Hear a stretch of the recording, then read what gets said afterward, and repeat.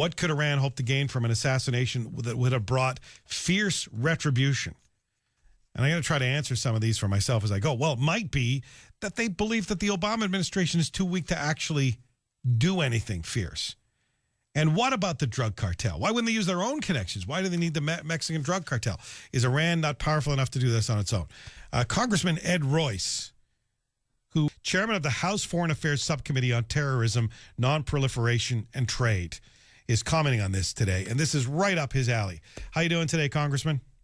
Doing well. All right, give me your overall view of this, the kind of confusing nature of it. Why would Iran do this? Were they really intent on doing it? And did the guy who's being charged here ever have the means to pull it off? They were intent on doing it, and in the past, we've seen them carry it out before. In Buenos Aires, the intelligence services in Iran and Hezbollah carried out a similar attack as What is interesting is their past cooperation with drug cartels in Mexico. There was a case of a Hezbollah operative who came over the border in the trunk of a car. His brother had actually carried out a lot of the attacks against Israel. And we have finally caught him in the United States, in the state of Michigan. But he made his way with the help of the cartels. He had bought in Lebanon, by the way.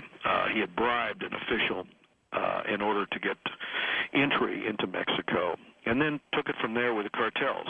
So we know of the cooperation, and one of the interesting aspects of this is that Mexican authorities have uncovered several human smuggling networks linked to Hezbollah over the last 5 years.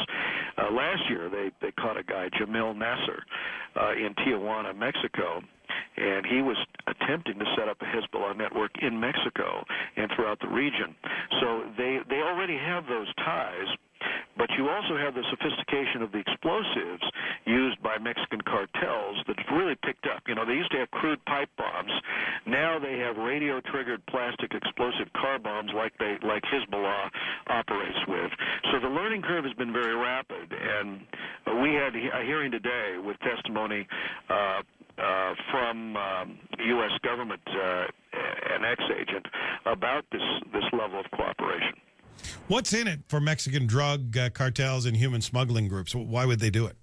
The money. As one deputy sheriff told us once in a hearing down on the border, you can move anything and anybody over that border for a price. So for some time now, these terrorist groups have been working with narco traffickers, and it's sort of a symbiotic relationship.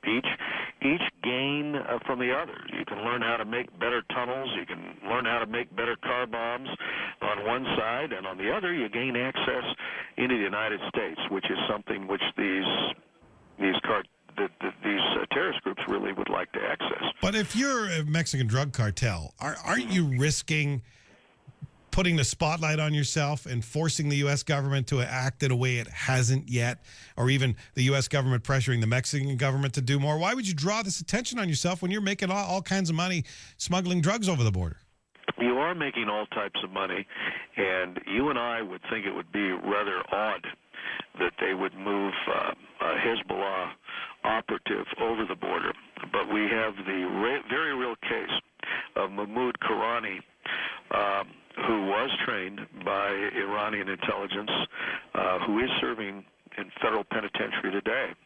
And in fact, it was the cartels who made for him a special compartment in which they could hide in the back of a car, back of a vehicle. And for a hefty price, they brought him over the California border. So this is the type of operation, cooperation that we've seen in the past, and I think we're going to see more of it, unfortunately. If that's true, that says a lot about how little respect they have for the U.S. government and for the U.S. government's motivation to shut them down. Well put. I think that's exactly right. And the fact that today it's no longer just Hezbollah. The testimony we heard today on the Terrorism Subcommittee was of similar ties on the part of Al-Qaeda. So you have a number of different terrorist organizations all trying to develop these relationships which will allow them to achieve their goals. The concern I have with all of this is border security on that southern border, because this has become a sieve. It's clear that such individuals could not only bring over, cell members, but they could also bring, potentially someday WMD over the border. We have two cases where there were sort of a test run on the part of the U.S. government to test our ability on the southern border and northern border to catch, in this case, a dirty bomb coming over the border.